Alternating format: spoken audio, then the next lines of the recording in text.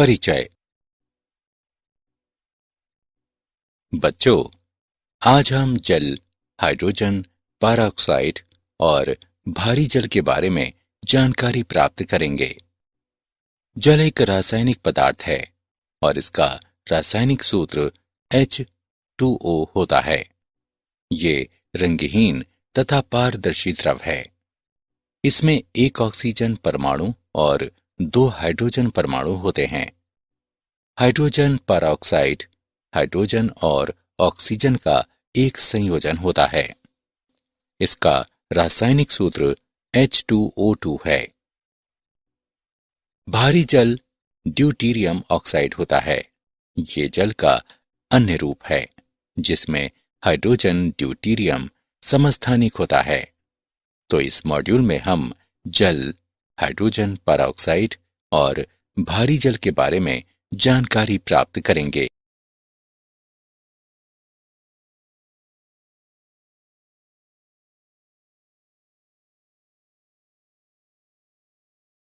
उद्देश्य।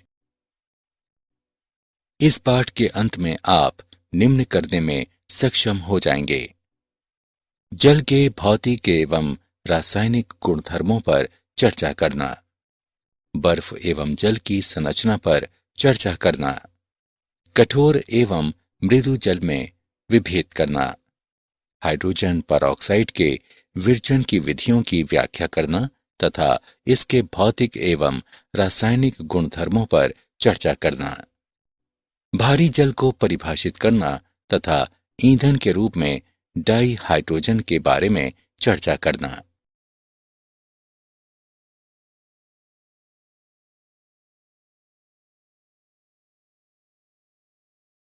जल।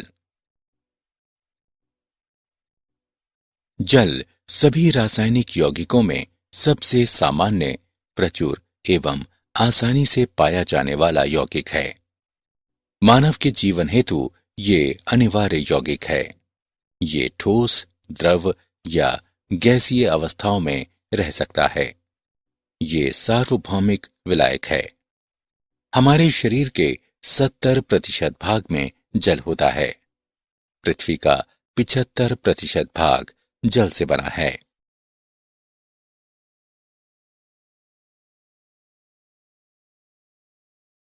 जल के भौतिक गुणधर्म।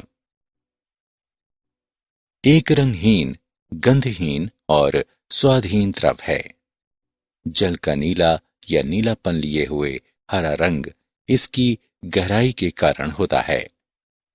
जल का हिमांक 0 डिग्री सेल्सियस और इसका क्वथनांक 100 डिग्री सेल्सियस है। जमाए जाने पर यह अपने मूल आयतन का 1/9 बढ़ जाता है।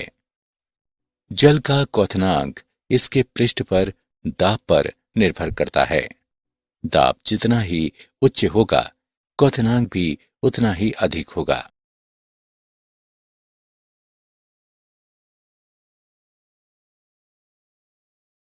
जल की संरचना। जल के अणु में 2 हाइड्रोजन परमाणु तथा 1 ऑक्सीजन परमाणु होते हैं।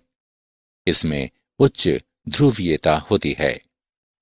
तीनों परमाणु एक कोण HOH कोण बनाते हैं जो लगभग 104.5 डिग्री का होता है।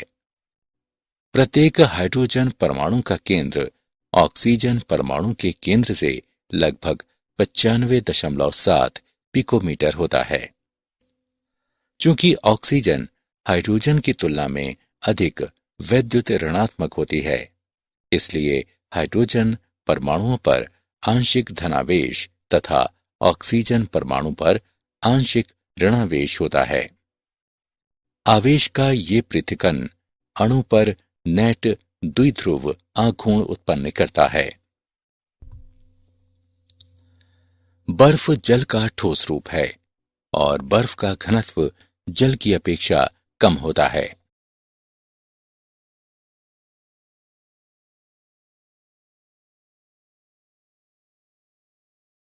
बर्फ की संरचना। बर्फ की त्रिविम संरचना होती है जिसमें प्रत्येक ऑक्सीजन परमाणु 4 अन्य ऑक्सीजन परमाणुओं द्वारा 276 पिकोमीटर की दूरी पर चतुष्फलकीय रूप से घिरा होता है। बर्फ की संरचना त्रिविम होने के कारण इसमें मुक्ताकाश होता है, इसलिए इसका घनत्व कम होता है और ये जल पर तैरती है।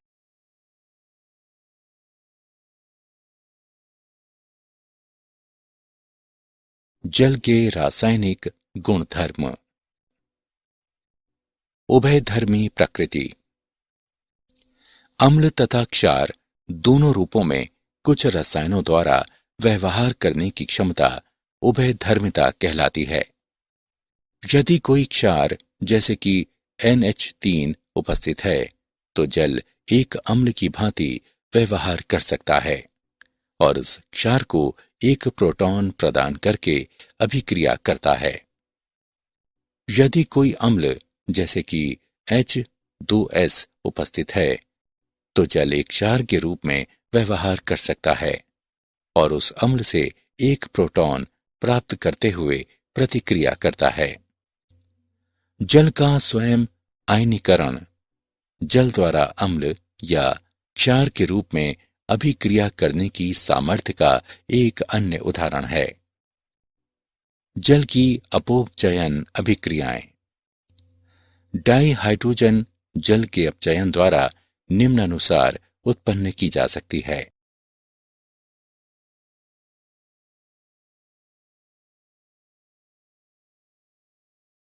जल के रासायनिक गुणधर्म। जल अपघटन अभिक्रिया। नए यौगिक बनाने के लिए यौगिकों की जल के साथ अभिक्रिया जल अपघटन कहलाती है। उदाहरण के लिए डाई नाइट्रोजन पेंटॉक्साइड जल से अभिक्रिया करके नाइट्रिक अम्ल बनाता है। हाइड्रेट्स बनना। जल धातु लवणों के साथ हाइड्रेट्स बनाता है। ये 3 मुख्य प्रकार के होते हैं। उपसह संयोजित जटिल यौगिक। उदाहरण के लिए निकेल 2 नाइट्रेट हेक्साहाइड्रेट H2O के O अणुओं धातु आयनों के बीच उपसह संयोजी बंध बनाता है। H आबंधित। उदाहरण के लिए कॉपर सल्फेट पेंटाहाइड्रेट अंतराकाशी हाइड्रेट। कुछ यौगिकों में जल अंतराकाशी रूप में उपस्थित रहता है। उदाहरण के लिए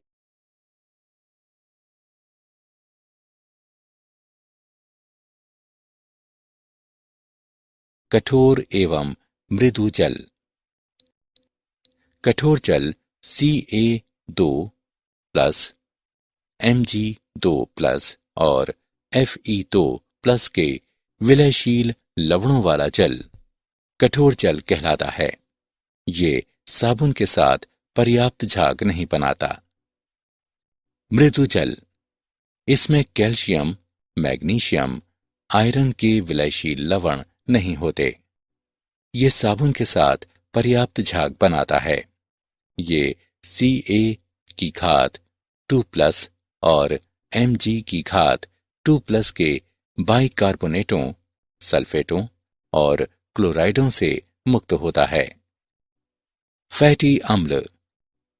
ऐसे अम्ल जिनमें उच्चतर एल्किल श्रृंखला होती है फैटी अम्ल कहलाते हैं।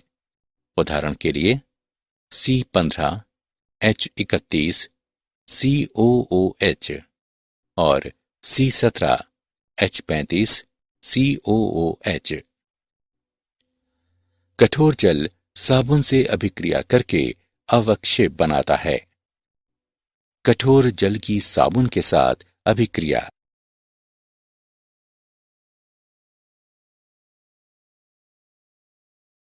कठोर एवं मृदु जल। जल की कठोरता 2 प्रकार की होती है। अस्थायी कठोरता। ये कैल्शियम तथा मैग्नीशियम के बाइकार्बोनेटों की उपस्थिति के कारण होती है। इसे निम्न द्वारा हटाया जा सकता है। क्वथन द्वारा विलय बाइकार्बोनेट अविलय कार्बोनेटों में बदलकर निक्षेपित हो जाता है।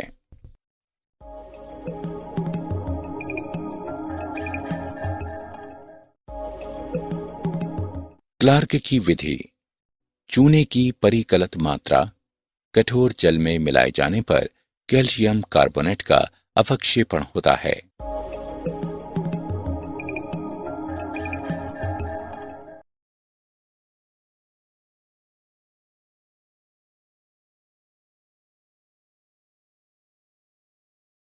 स्थायी कठोरता।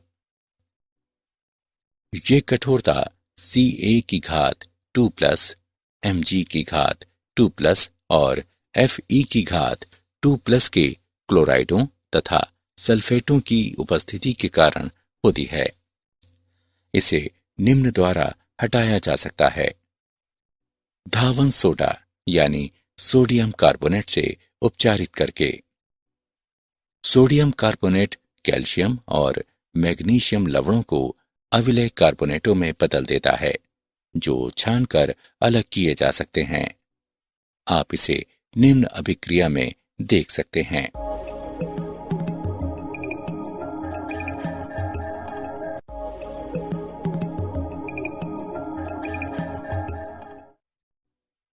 कैलगॉन विधि। ये सोडियम हेक्सामेटाफॉस्फेट होता है। ये ऋणायन संकुल यानी Mg की घात 2+ और Ca की घात 2+ को विलयन में रखता है।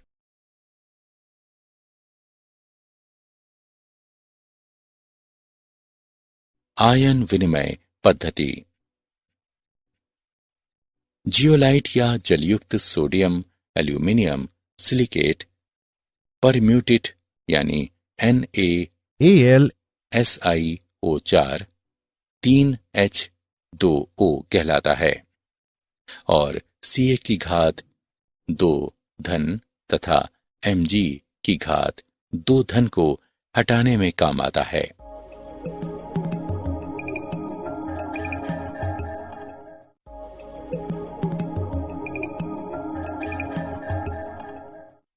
NaCl विलयन से उपचारित करके जियोलाइट का पुनरुत्पादन किया जा सकता है।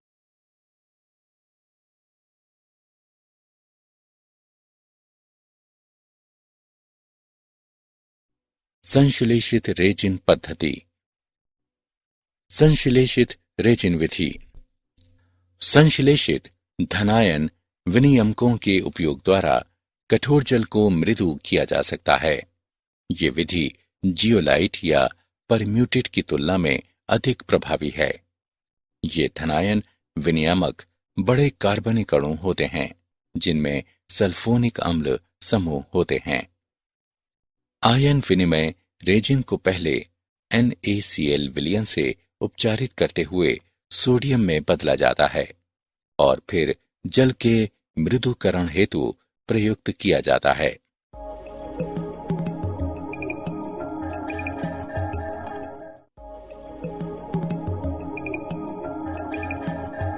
NaCl विलयन से उपचारित कराते हुए रेजिन को भावी उपयोग हेतु पुनरुत्पादित किया जा सकता है।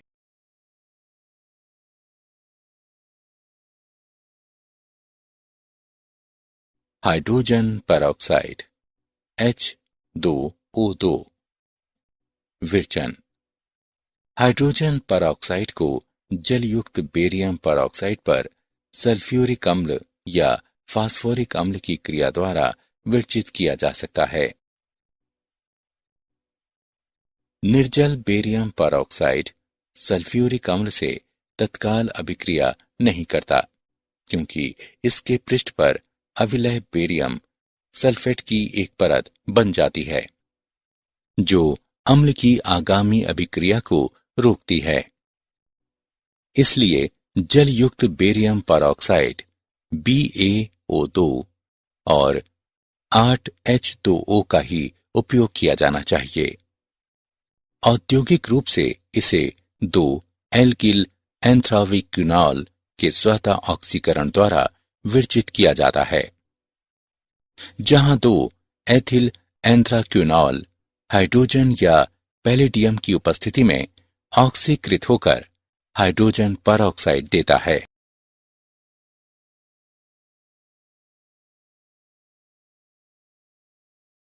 भौतिक गुणधर्म। हाइड्रोजन परऑक्साइड एक पारदर्शी और रंगहीन द्रव होता है। इसमें हल्की तिक्त गंध होती है।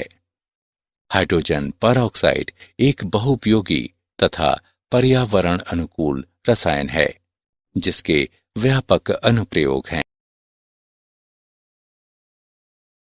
संरचना। हाइड्रोजन परऑक्साइड की संरचना असमतलीय होती है। गैसीय प्रावस्था में द्वितल कोण 111.5 डिग्री होता है। ठोस प्रावस्था में 110 केल्विन पर द्वितल कोण 90.2 डिग्री होता है।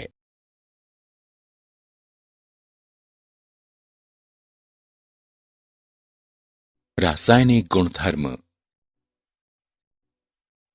हाइड्रोजन परऑक्साइड अपचायक तथा ऑक्सीकारक दोनों कार्य करता है। अम्लीय माध्यम में ऑक्सीकारक क्रिया, अम्लीय माध्यम में अपचायक क्रिया, क्षारीय माध्यम में अपचायक क्रिया और क्षारीय माध्यम में अपचायक क्रिया।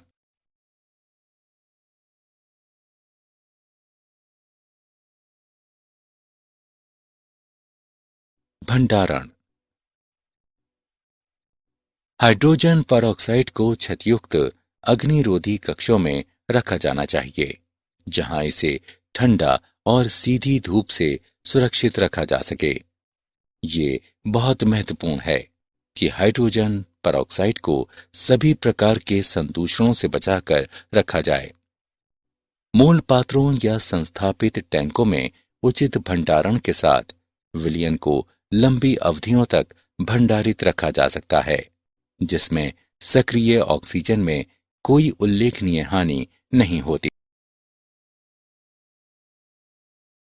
उपयोग।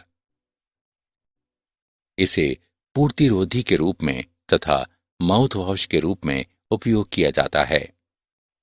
इसे रसायन निर्माण, खाद्य, जल एवं अपशिष्ट जल शोधन में उपयोग किया जाता है। इसे जैव अपशिष्ट शोधन में भी उपयोग किया जाता है, जहां जैव उपचार संयंत्रों के ओवरलोड के कारण ऑक्सीजन का अभाव रहता है।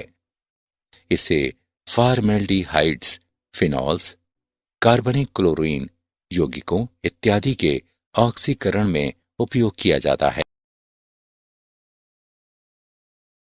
भारी जल D2O। भारी जल भारी हाइड्रोजन का ऑक्साइड है, जो ड्यूटीरियम ऑक्साइड भी कहलाता है। भारी जल की खोज का श्रेय उरे को प्राप्त है, जिसने सबसे पहले सिद्ध किया कि सामान्य जल के 6000 भाग में भारी जल का लगभग 1 भाग होता है। भारी जल का प्रदर्शन। पहले पानी से भरे 2 बीकर लें। नीले रंग का एक बर्फ का टुकड़ा पहले बीकर में डालें और देखें कि बर्फ पानी पर तैरती है। दूसरे बीकर में D2O भारी जल के लाल रंग का बर्फ का एक टुकड़ा डालें। आप देखेंगे कि वो बर्फ का टुकड़ा पानी में डूब जाता है। ऐसा इसलिए होता है क्योंकि ड्यूटीरियम हाइड्रोजन की अपेक्षा भारी समस्थानिक है और ये जल के भौतिक एवं रासायनिक गुणधर्म परिवर्तित कर देता है। डाई हाइड्रोजन ईंधन के रूप में। हाइड्रोजन को ऊर्जा के स्रोत के रूप में उपयोग किया जा सकता है। हाइड्रोजन को बड़ी मात्राओं में वैद्युतिक रूप से उत्पादित करना तथा निर्वातरोधी क्रायोजेनिक टैंकों में द्रव रूप में भरकर संचित किया जाना तथा अंतरिक्ष कार्यक्रमों में इसका उपयोग किया जाना इसमें शामिल है। हाइड्रोजन ऊर्जा का भावी स्रोत हो सकता है। वाहन ईंधन के रूप में हाइड्रोजन के लाभ। उच्च कैलोरी मान के कारण ये प्रति इकाई द्रव्यमान ईंधन अधिक ऊर्जा उत्पन्न करता है। ये प्रदूषण रहित है। वायु की उपस्थिति में हाइड्रोजन के दहन उत्पादन H2O तथा नाइट्रोजन के ऑक्साइड होते हैं। अंतः दहन इंजनों को ईंधन के रूप में हाइड्रोजन का उपयोग करने के लिए आसानी से संवर्धित किया जा सकता है। 70 से 85% दक्षता के साथ विद्युत शक्ति उत्पन्न करने वाले ईंधन सेल अंतरिक्ष यानों में वाणिज्यिक रूप से सफलतापूर्वक प्रचालित किए जाते हैं।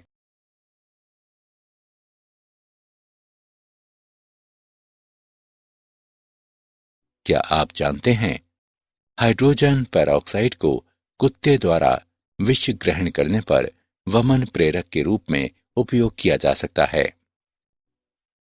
हाइड्रोजन ईंधन उत्पन्न करने के लिए स्वर्ण सूक्ष्म कण उपयोग किए जा सकते हैं।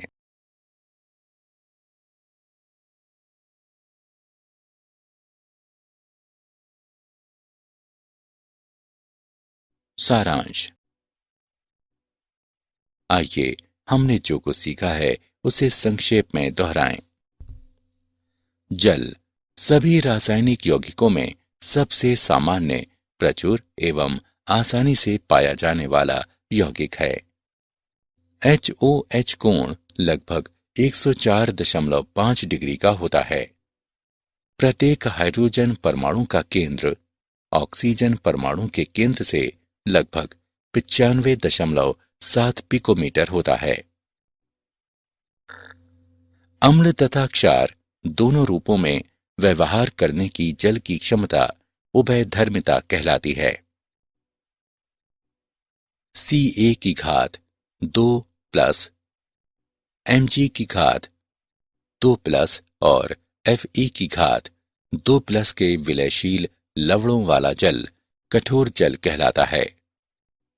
कैल्शियम, मैग्नीशियम, आयरन के विलयशील लवणों से रहित जल साबुन के साथ पर्याप्त झाग बनाता है।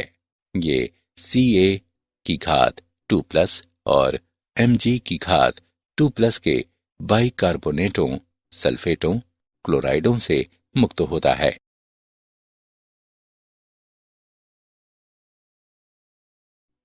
अस्थायी कठोरता को उबालकर तथा क्लार्क की विधि द्वारा हटाया जा सकता है। स्थायी कठोरता को धावन सोडा से उपचारित करके कैल्गॉन विधि द्वारा, आयन विनिमय विधि द्वारा तथा संश्लेषित रेजिन विधि द्वारा हटाया जा सकता है।